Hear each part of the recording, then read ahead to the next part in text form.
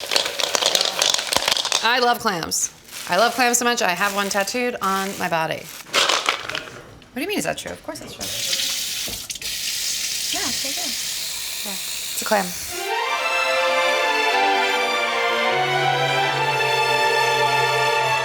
Hello, welcome to Home Movies. I'm Alison Roman. Today we are going to be making probably my favorite pasta of all time?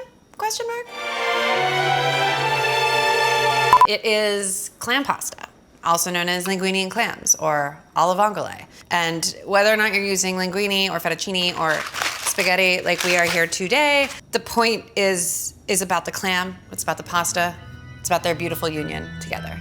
Basically, the idea is that you steam open clams in a white winey, brothy sort of sauce, and then you add your pasta. You finish cooking your pasta in that liquid. The clams have something really flavorful to steam open into, and they're gonna give you a lot of really salty, briny liquid for which to cook that pasta. Not unlike carbonara, where like most of the magic happens by cooking your pasta in that sort of diluted egg yolk mixture. The sauce becomes thickened not through any other magic other than like pure starch and water combination. And because that clam liquid is so concentrated and delicious and like intensely briny, each strand of pasta tastes of clam. And that is how it should be, I think. The first thing I'm gonna do, because it takes the longest, is I'm gonna get my pot on to boil. The second thing I'm gonna do is I'm gonna wash my clams. I know because of where I bought these clams that these clams come pre-soaked and purged and rinsed. If you're not sure where your clams come from or if they're especially fresh, then you would definitely wanna soak them in cold water for like a few hours, because what will happen is the clams actually filter out water, and in doing so, like they get sand trapped in their little bellies.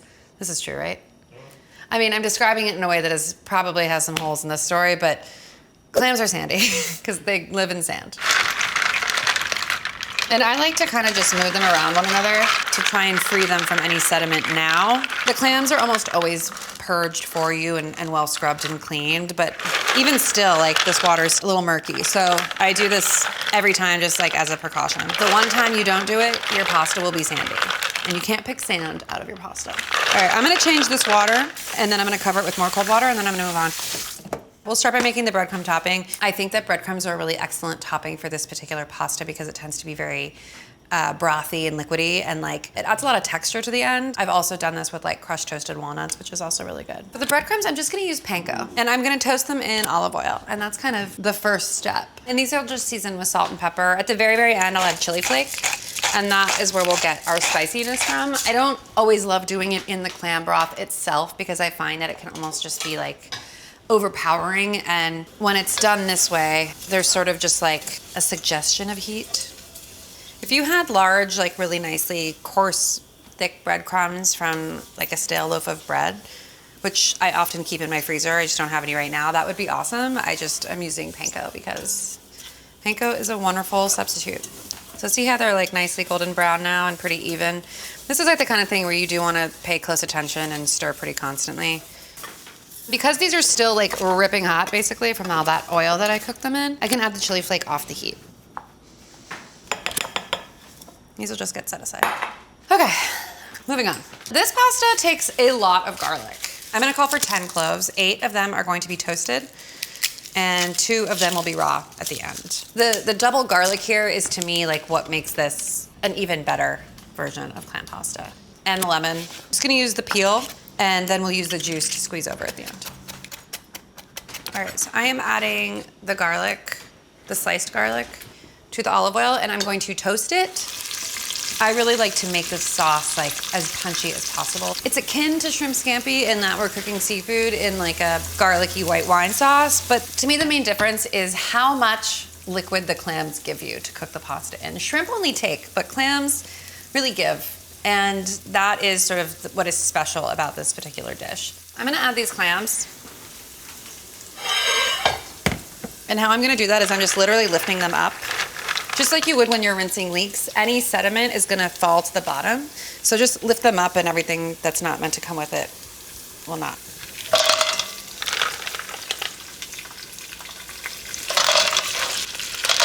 And I'm gonna top these with wine. And I'm using about a cup here. I'm using just Verdejo. It's not too sweet. It doesn't need to be effervescent. It's not too expensive. I am gonna season these with salt, but very gently.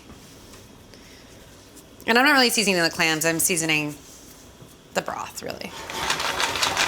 And as soon as I see this broth come up to a simmer, I'm going to cover the clams, but I wanna make sure that everything's coming up appropriately. And I'm at like a medium-high heat right now. Pasta water is boiling, I'm going to salt that. Again, you do wanna be mindful of your seasoning here too, because this liquid can end up being quite salty from the clams, depending on what clams you're using. So if you're nervous, it's better to err on the side of like, I don't ever suggest undersalting your pasta water, but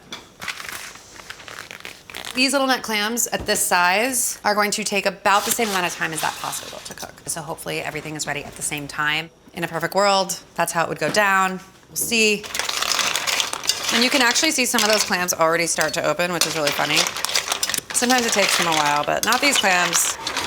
You don't even need to actually cover it. I was wrong. I wasn't wrong, these clams are good. They're very highly cooperative. So we're gonna leave that uncovered. And meanwhile, I'm gonna chop some parsley. No one loves anything as much as I love herbs. Like a day without herbs, couldn't be me. I'm like racking my brain of things you love. It's like, you know what I love? Mustard. Like I won't eat a hot dog without it. Cats? No, not even cats. My cat. That's true. It's like when people are like, I don't like kids, I like my kid. I'm like, I don't like cats, I like my cat. All right, these are all starting to open, but they're not officially open. It's a soft opening, friends and family. And you can be a little rough with them because basically the more time they get in that liquid, the faster they'll open. And we want them to open quickly because we don't want to cook the actual clam that long. We just want to get them open so that they give us all their juice. Give us your juice, nobody gets her. This is a stick up. Oh, you're robbing of their juice? Is that what happened? I don't know. Okay. They're almost all open. I'm gonna get a bowl ready because one thing I like to do is take the clams out and then cook the pasta in the juice without them because the shells, when you move them around with the pasta, tend to break up the pasta and then you're left with like weird small strands of pasta. Any clams that are open, I'm just gonna transfer to this bowl. And the nice thing about cooking with clams in general is that they tell you when they're done. They open, and that's it, they're done. If they don't open, they're dead and you should get rid of them. It happens all of a sudden. Ooh, see that one? A watched clam does open. But you should taste your sauce at this point too. This is sort of like the point of no return. It should be salty and briny and well seasoned. And it is, and our clam opened, and wow. Blessings on blessings. All right, I think our pasta's probably ready. I love when everything happens at the same time like it's supposed to.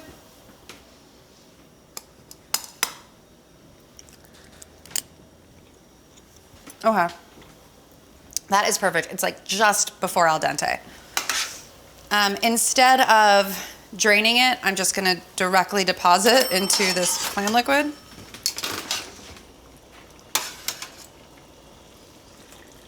Letting the water drain off into that liquid. And this is where it'll finish cooking. So instead of finishing cooking in this salted water, I'm gonna finish cooking it in this clammy, briny broth. And just kind of stir it, stir your pasta. I'm gonna add a little bit more pepper.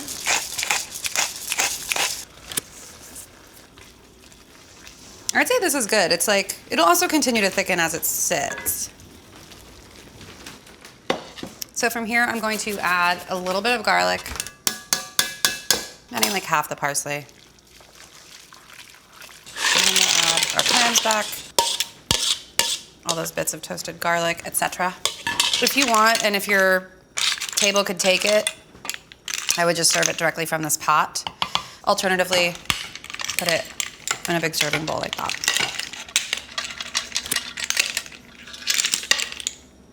You can finish it with parsley for sure. And it does really enjoy like a finishing of olive oil. That's so many Yeah, I mean, if you're gonna eat clam pasta, I don't want like 5 clams in there. Still your favorite pasta? It's still my favorite pasta. The raw garlic, the toasted garlic, the lemon peel that kind of fries in the oil, and the way that the breadcrumbs kind of like soak up that juice. I don't know, the whole thing is just really fantastic and exactly how I want to eat my clam pasta. Gosh, I love clams.